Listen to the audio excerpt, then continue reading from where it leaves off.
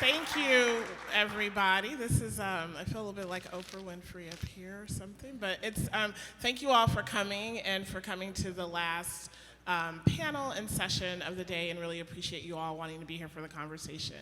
My name is Tameshia Bridges Mansfield. I'm Vice President for Workforce and Regional Economies at Jobs for the Future, and so I'm really happy and excited to have this conversation and to have what is, I think, one of many conversations that's happening right now about job quality.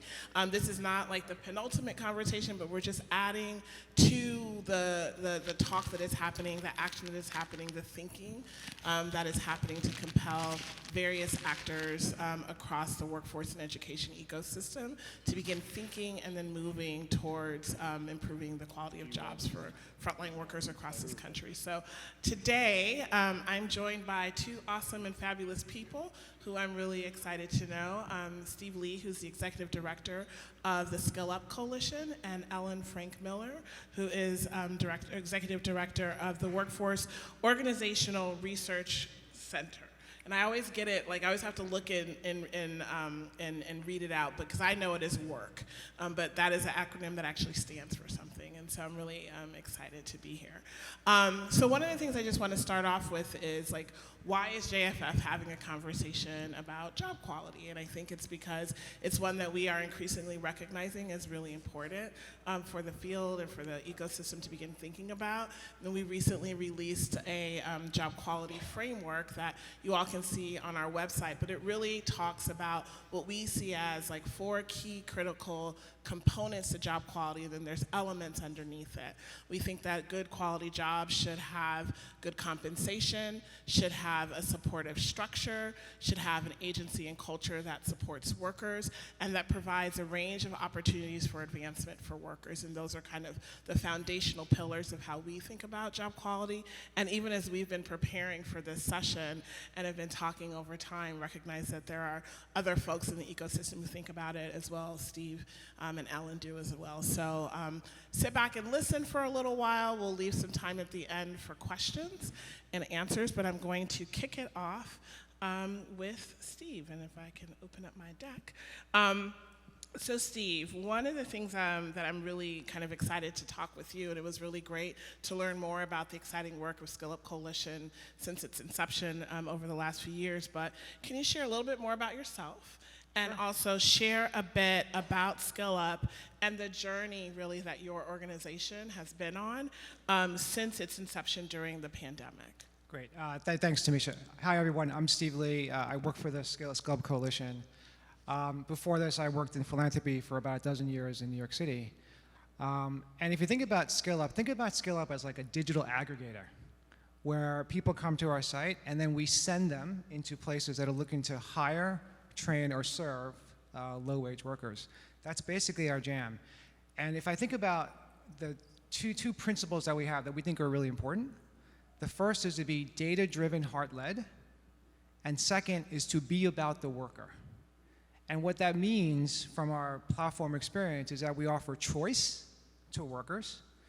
We treat them as consumers, right? Offering what we think is good choice, and then voice. We listen to them, and I'm going to talk a lot about what that means in terms of how we improve our efforts going forward. So how has this manifested itself since SkillUp launched in July of 2020 on the heels of COVID? There are, 12 million displaced workers, and I wasn't around at the time, but the founder said, we don't have time to wait. We just got to build the darn thing. So they just built they built a website. They got some partners, and they just built something because they needed to get folks hired into work. Fast forward a year later, the labor market had changed fairly significantly in just a year later. And workers were telling us, and we do spend a lot of time talking to workers and surveying, they said, listen, I need more than just a job, right? I need to upskill within a company. And so we just built the darn thing. We built something called Earn and Learn, where we work with partner employers that have these upskilling opportunities. Think of like, education as a benefit. And we just built the darn thing because we didn't have time to waste. Fast forward another year. It's summer of 2020, unemployment's like 3%, right? So now workers, I want a career. I don't want just a job, I want a career. And so we completely changed our website experience. And then fast forward to where we are now, we just relaunched a new product experience Because what workers are telling us is, yes, I want a career, but I think I need some support services, right? So how do you build that into an experience, right? So we're starting to build that. I say all this because this idea about voice of the worker is really important, and everything they tell us is how we try to incorporate into the greater ecosystem. And so that's how we've evolved over the past couple of years, all anchored on the voice of the worker and to be heart-led, right? You're using data, obviously, but to be heart-led in listening to the voice of the worker. And I think that's really unique. I think when we see like websites and platforms, we're like, how do people actually tap into this, and how do people actually use it and make sure their experience is actually being reflected in the work? And so I'm curious, as workers have expressed their needs have changed, I'm curious how you all have thought about the definition of a good job and how your definition and approach to job placement and job quality has also evolved over the last several years. Yeah, it's a great question. So, I think, when COVID hit and we just first launched, right? It was just about a job, right? And so as the evolution has happened in terms of how workers think about work and career, we've had to adjust along. And all the great work that JFF has done around these job quality frameworks, right, are kind of things that we use. And so we have 4 criteria for how we think about job quality. It's around access. It's about flexibility. It's about local living wage, right? Because living wages are different across the country. And how do you ensure you have local living wage? Because New York, where I live, is very different than even Austin, right? And then obviously advancement within a career. Those are 4 things we anchor on. And then we work with employers and workers to try to ensure that stuff happens, right? And so I mentioned this idea of earn and learn.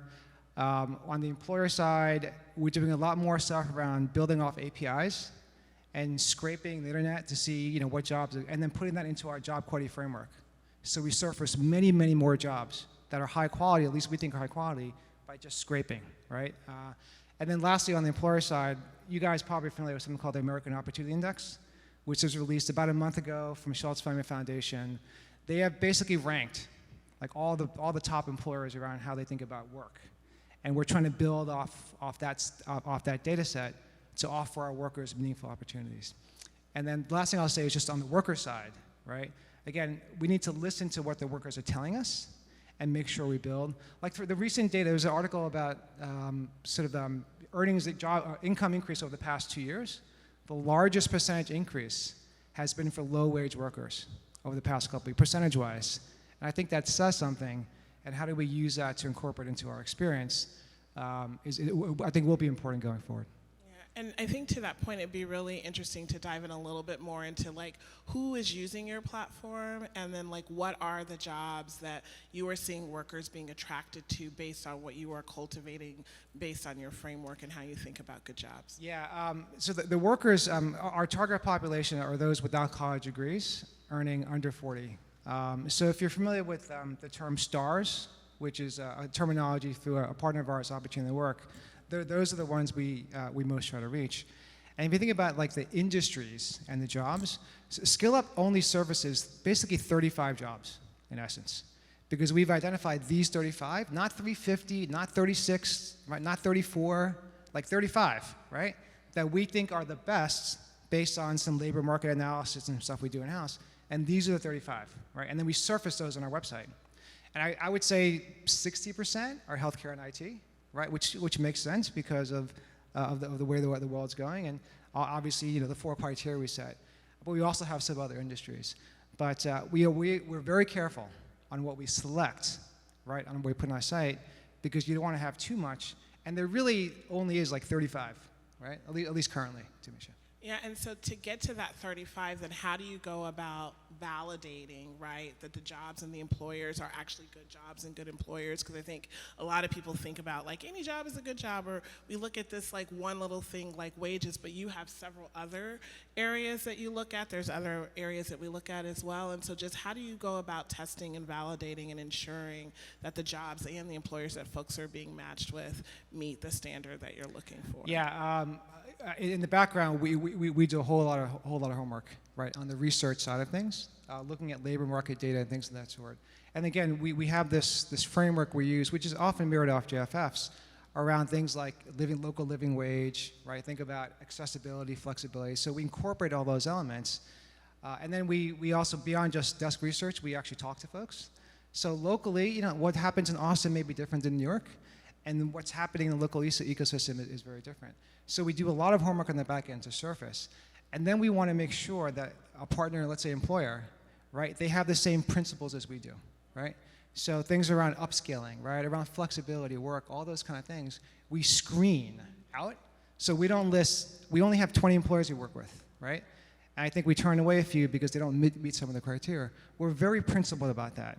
And you have to be principled because the more stuff you have out there, the more sort of junk you might have out there. And so we want to make sure we have high quality, and there's a lot of work that happens in the background around that, Tameshia. And I think that's super important. I think as we think about, like in our local economies and our local places, we think about employer partners, and I think a lot of times systems think about serving like, oh, you need workers, we'll get you those workers, and we don't ask the back end questions, right? To say, but what is the quality of job that you're asking? And it does take that additional questioning and rigor in building really good partnerships with employers that are about both service and accountability on both sides. And that's not always easy, and it might make your ecosystem and the places that you work and partner with smaller, but it also means that you're also providing the impact that folks want to have, and that's your ultimate end goal at the end of the day. Yeah, we're trying. We're trying.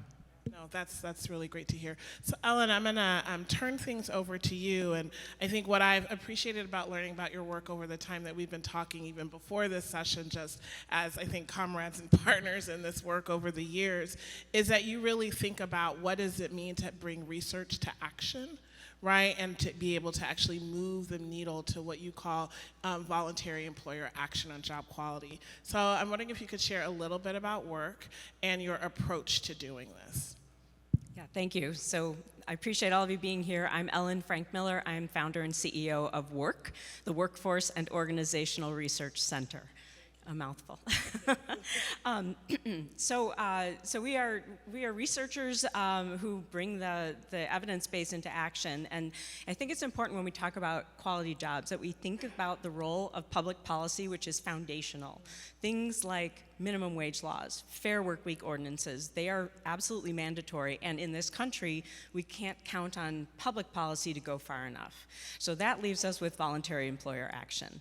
And there are limits to voluntary employer action, but we also know from research and from theory that there's a way in which new ideas, innovations, diffuse and spread themselves across that allows us to sort of predict where are we and what do we need to do to make things happen. So one of the things that is sad to say, but improving the quality of jobs at the bottom of the org chart is actually in our economy an innovation. It's this concept that maybe bottom level jobs, entry level jobs, can and should be good jobs. So if we look at that as an innovation, then we have something to work with. And if we could have our slide, please. So what you're seeing here is a chart that's based on Rogers' theory of diffusion of innovations. And what it tells us is that we can predict, based on where we are, what it takes to get the innovation to be adopted by the next group over. And you'll see on the left-hand side, there are three groups that we call innovators, early adopters, and the early majority. And on the right-hand side, there are two groups, the late majority and the laggards. So the innovators are the ones who hear about a new idea and say, that is cool, I'm gonna do that. The next group over, the early adopters, are the ones who say, that's kind of cool, tell me more about that. How does that work? How would I do it? And then they will adopt the innovation. The next group over, that early majority group, that's the group that says, that's interesting. Do you have data? Can you show me a case study? What are some success stories? How did that play out? And if persuaded, that group adopts. And you can see there's an arrow pointing to where there's a critical mass, and that is the tipping point. Once you have the early majority on board, you get over to the late majority where they look around and say, oh no, everybody's doing that thing. We're gonna have to do that thing too, or we'll be left behind. And the last group over are the laggards who come kicking and screaming, or they die. So our work in basically improving job quality, we're really in this early adopter stage. We can all probably think of some examples of companies that are doing a good job. Actually, Opportunity Index is a good example, where there are companies that are embracing this and making frontline jobs better. So the key for us, is that the data that we need to move that early majority is where we can get it from is from the early adopters. So in our work, we do research and then help companies apply that research on the ground with that early adopter group to try to jump the chasm over to the early majority. No, and I think I like this idea of like figuring out where you can go and hit and get the impact that you need. Like you don't have to like boil the ocean and reach every single employer. It's about being like targeted and strategic around who you think you can move the needle on. And I think it's also really fascinating. I'd be curious like how many people have been hearing conversations about job quality for like the last 10 or 15 years. So to think of it as like an innovation is like, is it an innovation?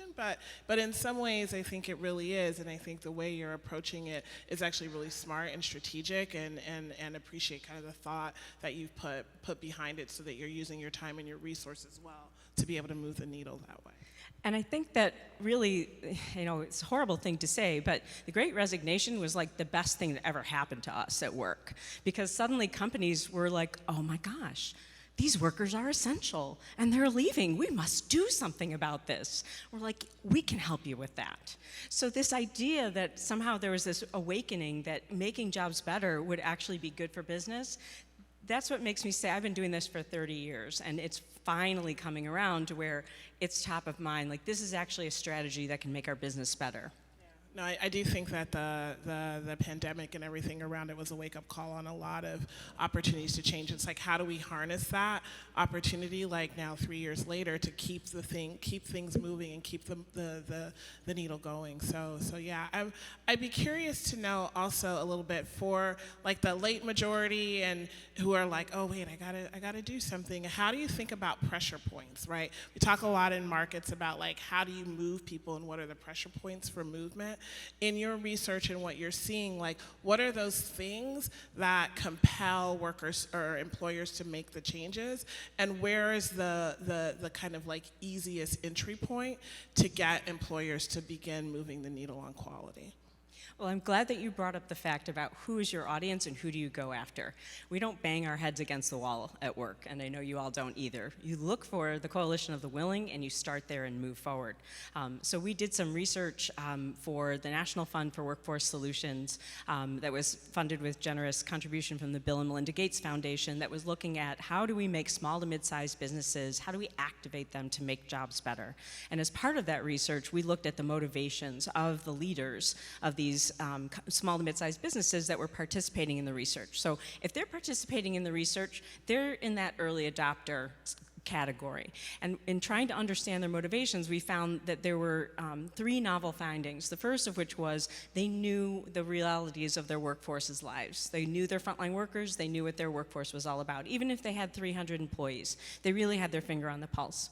The second thing was that they had personal values that basically put them in the place where they said, this is the right thing to do. That was actually the title of the conference paper that we presented at the Academy of Management, is it's the right thing to do. But the third factor, which was a novel finding that was really exciting, was that the key thing that moved them into action was knowledge of options. If they knew something that they could do to make jobs better, they would do it.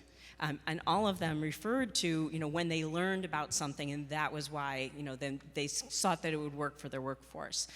So getting that information into their hands, bringing that knowledge of options is how we move those early adopters. Now, the thing about small to mid-sized businesses is they can make change much faster than large organizations. So the strategy there is if you get small businesses that are early adopters who can make change fast, it creates pressure. And especially in labor markets, for example, one of the companies was in Wichita. So it's a labor market that has, kind of a small pond. And if smaller businesses are doing something that makes it more difficult to compete for talent, larger companies start to feel pressure around, how they approach the jobs and the way that they're designed.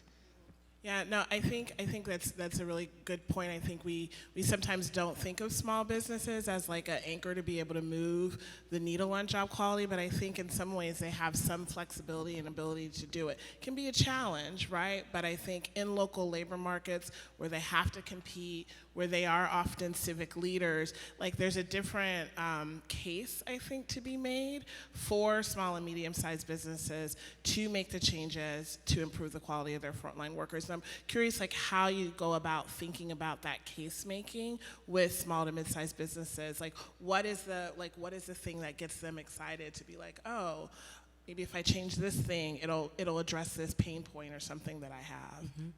Well, and as a small business at work, we really do understand that there are many constraints that small to mid-sized businesses are under. So we don't lead with wages and benefits. There are generally ways in which there are actual financial constraints that we are at a limit. Now, sometimes those things move once we start thinking more holistically, but the places that you can start are looking at practices, like, for example, how much autonomy do people have in their roles? How much can they determine how to get the job done in their day-to-day work? We know that from the research, the level of autonomy you have in your job is strongly correlated with whether you are engaged at work, whether you are planning to leave your job, whether you are burnt out in your job.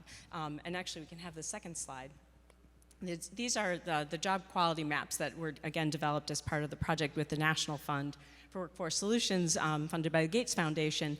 And what we did here is we used the research literature to identify what are job characteristics that are strongly correlated with the workforce KPIs, turnover, engagement, burnout, et cetera, that we can use as levers. And you'll notice that there's a key there that shows us that not every job characteristic is connected to every outcome. So, for example, you can raise wages, but that's not going to address burnout.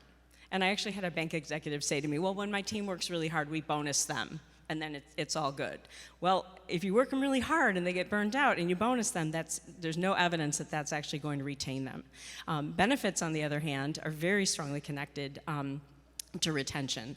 So as we work with these companies and we say, well, what are your primary challenges? Look at job characteristics that you have the ability to have control over, not all of which cost a lot of money, to improve your practices, and start there. And start with a small win and then use that to build. No, that's what great. I'm curious, Steve, from your perspective, as you're thinking about what you hear from the workers that access your platform, like, how does that then connect in terms of things like autonomy, things like flexibility? What are some of the things you're hearing from the stories of the workers that you connect with that rise to the top in terms of what they're looking for or why they're coming back into the labor market, and what are the things that they need that drive them back in? I mean, I think it's many of the things that people already know, right? It's about compensation for sure. It's about flexibility, especially two-thirds of, actually more, 3/4 of SkillUp users are women, right? And so this idea of flexibility and childcare things are really, really important. But what I'll also say is that workers are very different. Like, what may be important for a worker who's a single mom in New York may be different from a single mom in Texas, right? And so how do we ensure that we listen, right? Really important. And then we surface, right, locally, a thing that's most important working with our partner employers. Because again, there's no one set rule, right? And so we need to, as best we can, adjust, right, for the nuances of workers across America. That's what we try to do, right? Imperfectly, yes, but we try to do that as much as can. Again, this idea of anchoring really on the voice of the worker, and then partnering with stakeholders to answer those questions is what we do. And I think it's effective, but it's tough. It is tough. Yeah, and I think that local context becomes really important. I think it's interesting for us as JFF, and I think for some of you all who are national organizations, it's how do you make this make sense in your local labor market and to the needs of your local workers and to your local employers? At the end of the day, the job happens around the corner, down the street, in your local downtown. And so being really, really keenly aware of what those different needs and challenges, issues, wants, desires, opportunities for both workers and employers becomes really important. I think sometimes what I've seen happen over the years is conversations around job quality become very much around this is what the only thing that the employer needs to do. It's one thing that is important, and it's really a constellation of factors that when you put them all together, and it's a continuum, it's like work that happens over time that employers really invest in, that they listen to their workers and figure out ways to get touch points and opportunities to hear from them to continuously improve on the things that their workers need to stay, so to reduce turnover and maintain retention, and figure out how to attract workers over the long term. So it's not a silver bullet. It really is like constant attention and tuning to your labor market needs, to your worker needs, and frankly also to a business's bottom line. Yeah, I'll add one thing is, for example, like education as a benefit it's like a thing, right? Then yet when you talk to SkillUp workers, most of them don't know it exists, right? A lot of even if they do know it exists, like it's unavailable, right? Even for ones that the ones that know exist, and then life often gets in the way for low-wage workers, right? And so they can't take advantage of that class because they have to take care of their child. So there's so much nuance on this. And this idea of informing and providing the right information, I think, is really, really useful. And I think another piece was you think about factors of job quality around like flexibility, autonomy, a regular schedule where a worker knows, like, I know I'm going to work these hours, I'm going to have these 20 hours, this is what the schedule is going to be. That then creates more ability and flexibility in their own lives to be able to take advantage of training opportunities and things like that, because the job is structured in a way that allows them to take advantage of advancement opportunities that are out there. One of the things, and I meant to ask this at the top, like this is an education conference and you're like, why are we talking about employers and jobs? So I'm just curious in terms of taking a pulse of who is in the room. And I usually do this at the beginning, but I was a little bit nervous and forgot. So I'm gonna ask it now because I think one of the questions that we want to talk to, I think may speak to you all. I'm curious if you want to raise your hands, who in the audience is an educator, first from the K through 12 system? I can kind of see you, but if you can raise your hand. Okay, there's K through 12. And then any post-secondary educators? Okay, there we go. And then any community-based organizations, nonprofits? Cool, all right, government? And then y'all may not want to raise your hands. You could just give me a wink or a head nod. Any investors? Okay. Or philanthropy in the room? Great. And so it's really cool to see like this wide mix of people, because all of you all are part of the system and ecosystem that either invest in workers directly in terms of their skills and education as learners. You are employing people, you're providing wraparound supports. It really is a full system conversation as it relates to job quality. And so one of the questions that I have, and it's something that like I'm still figuring out, and I'm interested also from folks in the audience, is like, when you think about pressure points, what do you think the role is that education and training programs have in helping to move the needle on job quality? And I would love to kind of hear you all's thoughts and riffs on that. Well, again, when we think about that model of, where are we at, and if we're in the early adopter stage, the communication channels are critical to get the word out about how these things work and the success that we're having. So any training and education partners that are connected to employers are, they have a direct line. So that's a wonderful way to sort of share the information with employers about this is really solid information, solid research that shows that these are practices that can benefit your business and benefit your workers. So that relationship and the communication channel is really incredibly valuable. Yeah, I would agree with that. I have three thoughts. The first is keep on doing what I think people are doing, which is ensuring that the training leads to the types of jobs we all care about, the high quality. And I think there's a movement afoot, right, to do that. And so I think that's fairly obvious. I think the other two are much more difficult. The first of those two is this idea of open and shared data. That is a tricky wicket in this business, right? People like to keep their own data, and there are good reasons for doing so, right? But unless we have some system of open and shared data, it's going to be hard to figure out what works and what doesn't work, right, across the whole ecosystem. And that is tricky. It's really, really tricky. But I'd love to see us think about how we have open and shared data. And the second is narrative change. Like, how do we take what we learn and craft a narrative of what that means in a way that's different, right, that's unique? Because everyone's talking about job quality, right? But how do you create like a unique voice, right, in this? And maybe it's a worker voice. I don't know what it is, right? Having some narrative change to push, I think, is really important. But the second one I think is the most important one, like share data, but it's tricky. I think that is hugely hard, I think, because as you think about what the incentives are in workforce and education, it's placement, right? And it's a job, full stop, right? Yeah. And so there is less of an incentive to be like, but is it a good job, and what kind of job, and what is the, like, how long are people staying in those jobs? And it's, I think, one of the things that I think about when I think about data is there's a certain level of bravery and vulnerability in collecting data, because that's hard, right? There's a level of vulnerability in looking at your data, regardless of what it is, whether it's job quality data, whether it's equity data, and seeing like where folks are landing in your training and education programs based on the type of job. Because when you start looking at that data, it opens up racial equity questions around occupational segregation. Like, when you look at data, you have to sometimes confront what you're doing well, right? And then what you're doing not well. And so there's a huge level of vulnerability that's involved in it.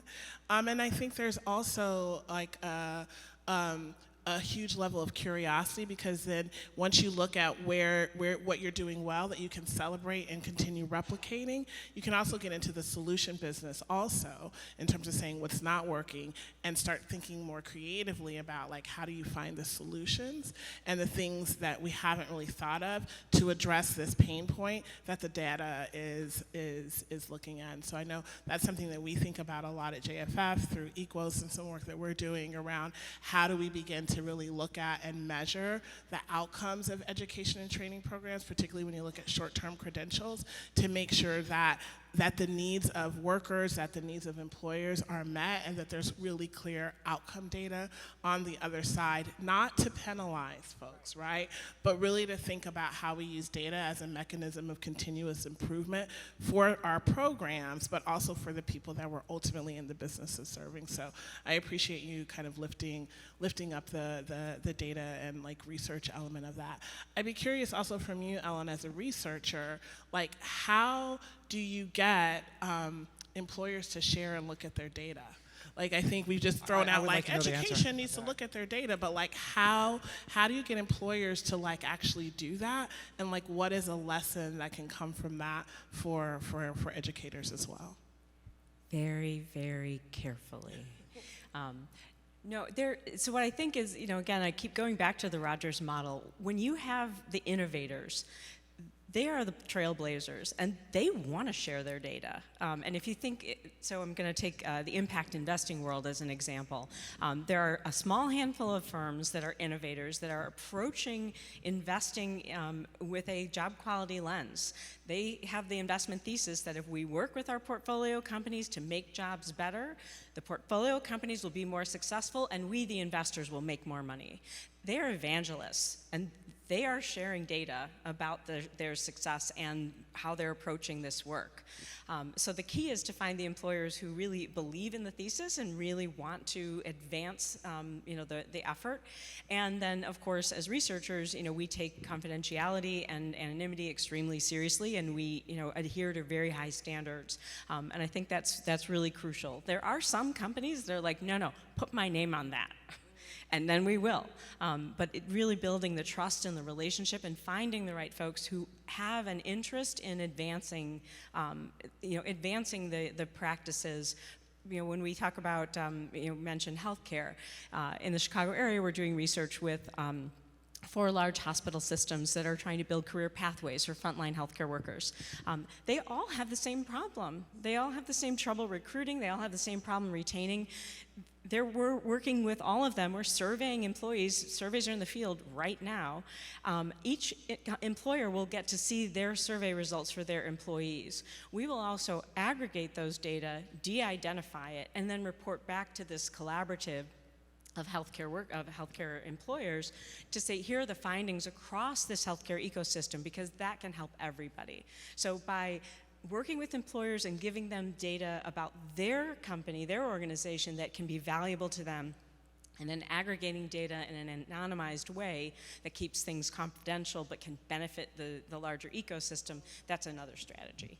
I'll also add that stuff like we talk about the American Opportunity Index and stuff like Just Capital is doing, like, again, open sourcing using real data, right, to suggest that some companies are doing better than others, yeah, I think can be a game changer. It's not a blame or shame game. It's just opening up, what companies are really doing using the data, and then using it as a mechanism to try to improve the system at large. I think making that data also transferable and transparent to workers, right?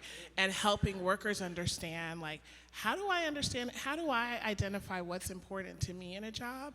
And then how do I look at this data so that it's not just like, everybody looking at their own data and figuring it out, but how do you make it relevant to workers and job seekers and learners to help them assess and understand what is really the best pathway for me that's going to meet the needs and the boxes that I have for myself, for my family, for my needs. So it's like this really interesting web of using data for quality improvement, for educating end users, which in this case are workers, and then also to help kind of compel or move the needle for employers to think about their practice change.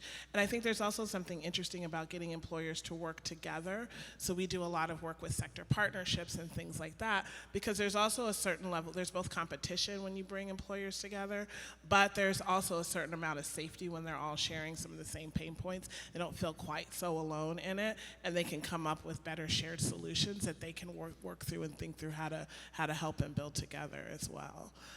So I'm looking at the time. Oh gosh, this has gone a lot faster than I thought it would. So one of the things I think I want to open it up, I'm going to open it up a bit to some audience questions because we've talked a lot at y'all. And then I'm going to end it with a couple of, I'm going to throw some new, well, I've already thrown some new questions, but I'm going to keep throwing one last new question for y'all at the end. But would be curious, as we've been sitting here having this lovely conversation with ourselves, what questions you all, goodness, it's like, how do people do this in their lives? What questions folks may have from the audience that we can do our best to answer. So there's someone right there. And if you can say your name, and if you're comfortable, this is recorded, if you're comfortable, you can say the name of your organization. You don't have to if you don't want to. No, that's fine. My name is Clyde Boyer. I'm CIO of Trinity Education Group. There's two questions. First one is from the K-12 and from the supply side.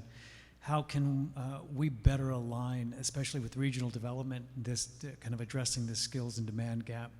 It seems like we haven't clearly articulated what skills are required for, what the regional plans are, and then how does that trickle down to whether it's higher ed, CTE, and then K-12, and ensuring that supply meets the skills demand within a particular area. Do you want to talk through that? Because that's largely kind of some of the bread and butter of what you all do at SkillUp. Yeah, I think it's a tricky question to answer. We do our best, direct to consumer, right, to try to identify what are the skills, right, that people have, and then what are the skills that employers need in order to hire these folks. But I will say that it's tricky because there's usually a skills gap, and even when we send people to, one of our main calls to action is sending people to training programs or education providers to get those trainings to get the right skill sets.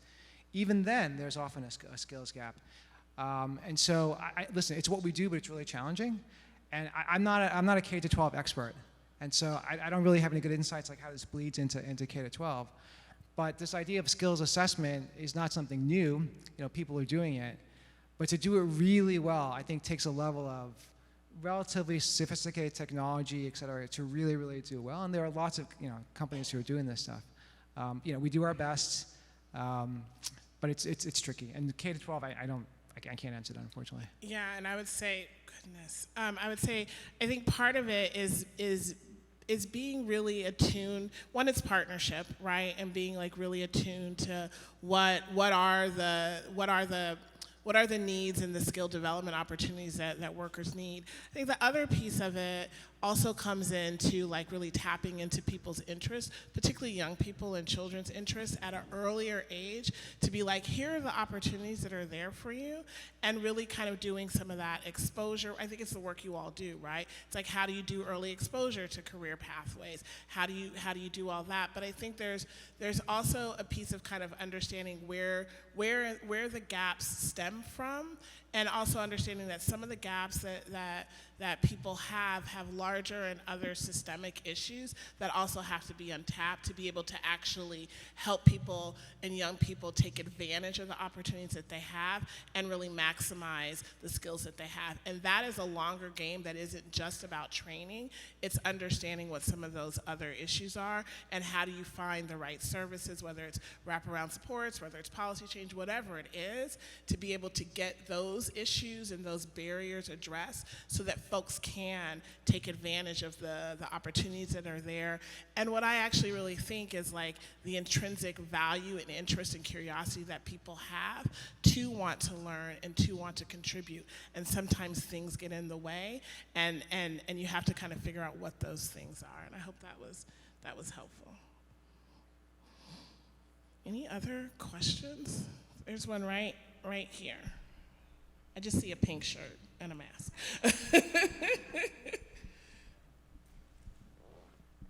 I am, in fact, mostly composed of a pink shirt and a mask.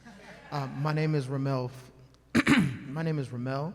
I work with an organization by the name of Youth Force NOLA in New Orleans, and we generally work with rising seniors, so we'll call it 11th through 13th grade, because we have a lot of students in transition, especially given the pandemic and the outcomes there and challenges there.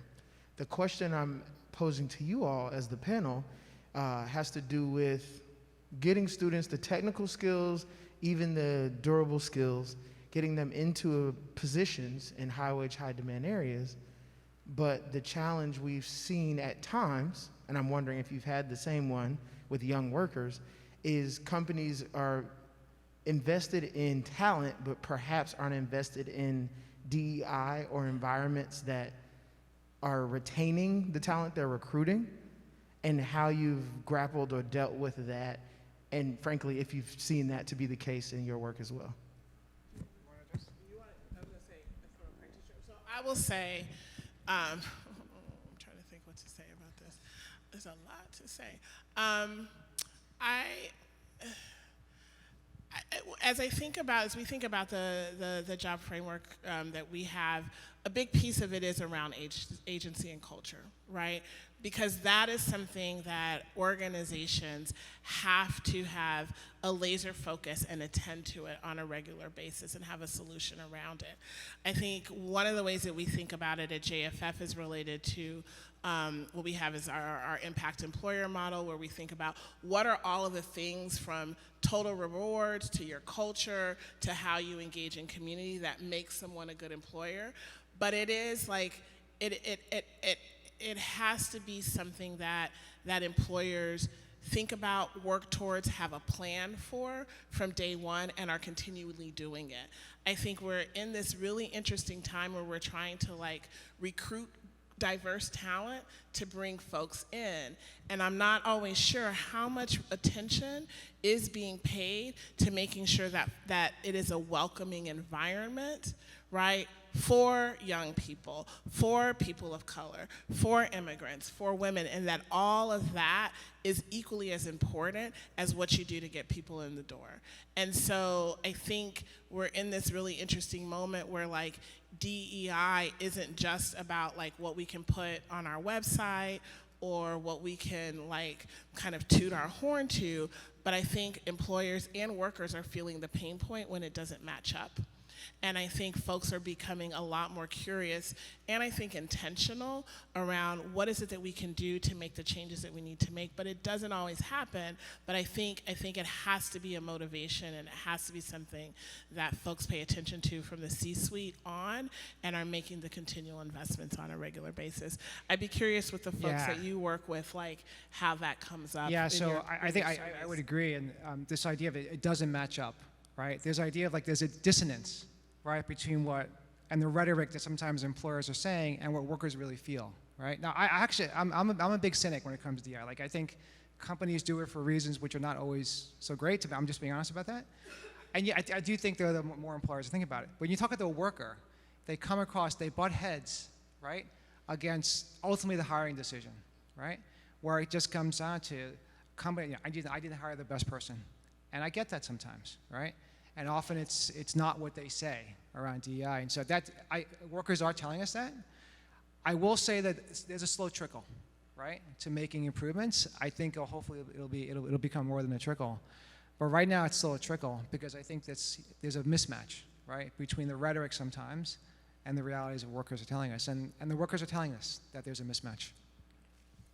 Yeah, and I'll just add too that the rhetoric serves a purpose for us, right? Like the minute you put that out there that we have these DEI goals and we are committed to meeting them, now there's some accountability out there. You cannot achieve your DEI goals if the lower level jobs in your company are lousy. You can't. You cannot do it. So if you want to reach your DEI goals, because in general, lower level jobs tend to be more likely to be workers of color and women, and you have talent in your organization. So if you're not looking at the quality of those jobs, retaining workers in those jobs, and finding a way to advance them, you will not find yourself achieving your DEI goals. So it's a way to enter a conversation to say, this is a key priority for you. Clearly, you've said that, and you're trying a variety of strategies. Talk to me about what you're doing for, we had a conversation with someone who said they spoke to a large grocery chain that said, but our workforce is incredibly diverse. We have, majority workers of color. It's like, right, and they're all in, stocking the shelves in the stores. What are you doing to leverage that talent and to advance them? So as long as you have bad jobs at the bottom, you're not going to reach those goals. And I think one of the things that we think about at JFF from an advancement perspective, and even naming advancement as a part of our job quality framework, is that recognition that you have to think about not only how you are solving for that mismatch to be able to have a welcoming culture and environment, but then what are the mechanisms that employers have in place to actually upskill their staff. You have to do both, right? Because the true story is everyone who is a frontline staff person isn't going to automatically catapult to the next position. There aren't enough jobs to move people up. So you have to pay attention about the experience and the quality of the job at the entry level so that folks have an opportunity to either skill up in that organization or even to skill out, but you have to pay attention to that. Otherwise, organizations are continue to have turnover. You as a service provider are like, what am I doing to actually help the young people that I'm actually working with to actually fulfill the promise of what your mission and your organization wants to do? And part of it may even be, and you may be able to do this, is having some of that real talk with your employer partners and figuring out who in your community can be a solution source to help them address their pain point. Because if you have employers coming to you to say, we want to hire your staff, you have an interesting power position to be like, sure, you can hire our staff, but here's some of the things that we also look for, and maybe here is a partner in our community that can help you get there, or we can talk about what that means. And so it becomes a different partnership conversation that opens up a piece for accountability, for partnership, for bringing in new people to the table. But for you as a service organization, you're always thinking about the needs of your staff or the needs of the participants of your program, which is the thing that you are charged with doing. Before I ask, does anybody else have their hand up back there? No? Okay.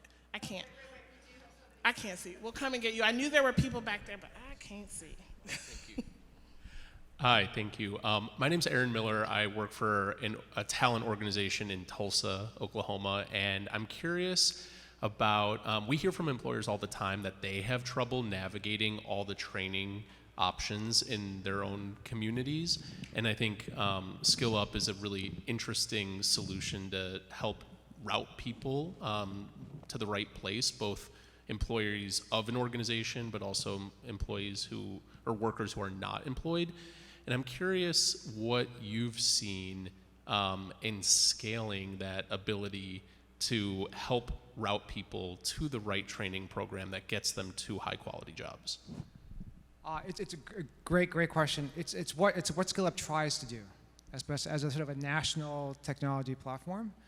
But the tricky wicket is there are tens of thousands of programs across the country, right? A lot of them aren't so good. And so what we try to make sure we do is have this balance between quantity and quality. And so we surface 400 or 500 of them, right, that we think are really best in class based on how we have the criteria around that. So that's our aim, is to try to scaling it, right, is to identify the really, really good partners across the country that are either asynchronous, no matter where you are, or synchronous if you happen to be in a local community that we serve. And so we try to create that scale as best we can, but at the same time, we want to make sure that people are going to good programs, right? And not programs that are going to not get people the high quality jobs we care about. And so I think there's a tension point. I think other people are thinking about it as well. We're not the only game in town, right? There are others who are thinking about this, the idea of surfacing training programs. And I think what SkillUp does well, I think, is that we're actually a coalition. That's actually our official name. And so we don't care like who does it. If we can work with others, right, to be able to scale something efficiently, I think that's what we try to do. And so we're one of several that does it. We'll work with others that do it. You know, I think we can get to a scalable mechanism, but only surface the ones that we think. This idea about quality, right, is coming quite a bit. Make sure we have high quality training programs, high quality employers, high quality jobs, all the high quality stuff, and you can't just have everything. So that's at least that's how we think about it. And I think the quality piece does, I'm like going like this to you. I think the quality piece does like really extend across the board. I think the quality aspect of training and credentials are important because there are so many out there, and I know that's one of the things at JFF that we're really kind of thinking about as we kind of continue to iterate and really begin to build out our program, or not program, our work around equals, which is around quality outcomes, educational quality outcome standards. I got that right. I'm looking at my colleague Equos. That is really about like what are the different levers of quality of training programs to begin doing that assessment and really taking a coalition of the willing, right, who want to go through an assessment and a rigorous process to see where they land on that scale. So it goes back to data. And I think the way you get to that data conversation is you get to that data conversation around partnership and around the end users, in this case, which is the workers and the learners, and making sure that their needs are met. And being really carefully attuned to making sure that they feel like they are having a quality experience in training and education and a quality outcome on the other side that then employers can validate because folks they know are coming to their jobs with the right skills that are matched. So I think it is very much an ecosystem play, and I think we don't put enough value on the experience and the outcomes of workers themselves. We put a lot of value, not that it's bad, on employers saying, well, we can't find workers with skills, but our workers really, or our learners really going into programs that are going to give them the experience that they want, that they can come out on the other side of. I think she has a... Hi, Allison Lands. I'm happy to be preempted by Aaron Miller anytime. I work for Sky Hive Technologies. I share Stephen's cynicism or his sort of skepticism about some of the intrinsic motivators on the corporate side of the house and some of the incentives that are in place. And I come from the economic development world, so I can validate some of the skepticism in that world. But I'm wondering, we've talked a lot, and I think there's been a big emphasis on partnership, ecosystem building, the carrots of how we surface quality and how we emphasize the double bottom line wins that happen when you have good job quality. But conversely, the low road employers who are creating poor quality jobs and churning through workers in their local ecosystems are actually experiencing like what we in economics call like an externality. They're getting to sort of take a chunk out of that worker and a chunk out of the quality of the labor shed in general, and therefore the regional economic competitiveness.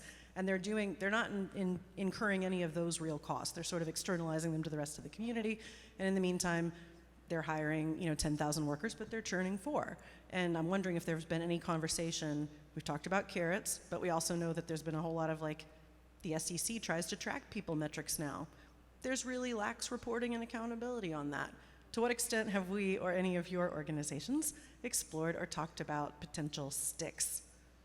Yeah, so I'll start with that. So I don't know, I feel brave today. But so as I think one of the things we think about with the job quality framework that we have at JFF is that it's not only reliant on employer practice change, right? It also recognizes that some of the things that we need to to make the elements of a good job real takes policy action, right, and policy enforcement. And sometimes those are the most effective sticks or incentives that are in place. And I think that's something that we actually have to pay attention to, because one of the ways to get to scale, one of the levers of scale is policy change and enforcement. And I think we have to pay attention to that, whether it's in local economies. So you've seen like a wave of movement around fair scheduling.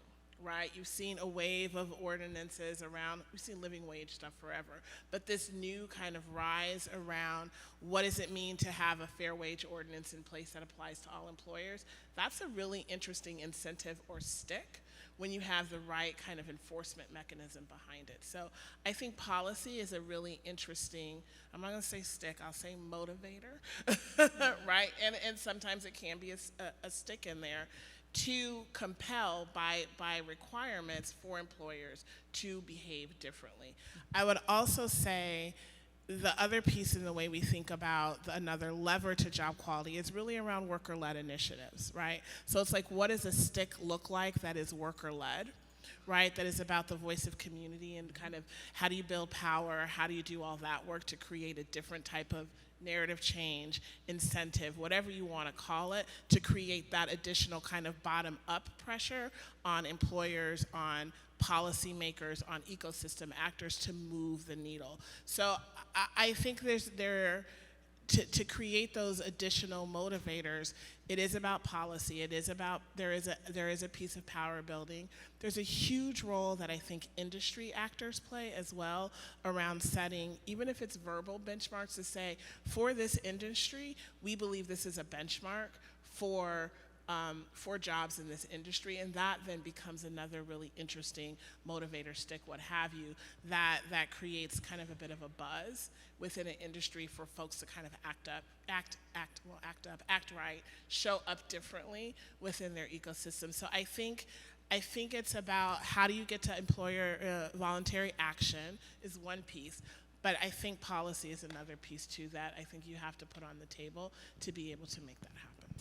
Yeah, and I'll say that, at work, we operate in the realm of voluntary employer action, and on an annual basis, our staff reads a book chapter from my dissertation advisor, which is entitled The Limits of Voluntary Employer Action, and we read that to keep ourselves honest here, because as you were saying, policy plays an incredibly important role. So when I was in graduate school and we were doing research on scheduling practices in retail and how to make those more stable and more predictable for the benefit of workers, but also for businesses, there were companies that were really working on how do we do this. The model of retail is, well, we need to balance, labor in the store versus, customers in the store. We're trying to optimize for that, and it results in all kinds of crazy, business practices as though workers are widgets and don't have lives. And it got to a point where it was completely out of hand.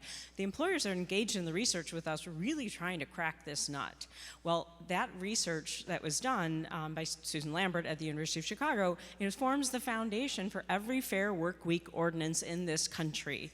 And every company that we were doing research with was ready for that. So when you are a voluntary actor and then you get regulation, you're ahead of the game. All the other players in the field have to suddenly jump and adapt. And how do we do scheduling? We can't give schedules 2 weeks in advance. Yeah, you can. Those guys do it. You can do it too. So the element of like, you can do this voluntarily, and if you don't, you might get forced to do it. So it's probably easier if you figure it out before it's a law. I'll just add that, Tameshia, policy is the golden ticket. But in order to, but people vote with their feet, right? And so in order to do that, there needs, at least I think, there needs to be some kind of narrative push, right?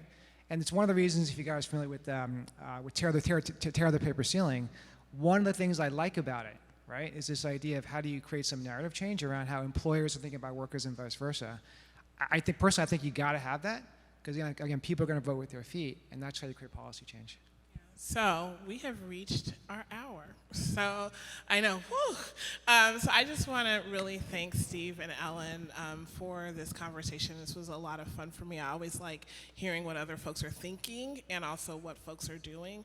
And also just really want to thank you all for sticking with it, for asking us really good, important, kind of hard questions for us to grapple with. That's actually the piece that makes being up here on a panel fun, because sitting here talking for an hour at people is not fun for anybody. So thank you all Thank you, guys. for coming. Thank you all so much.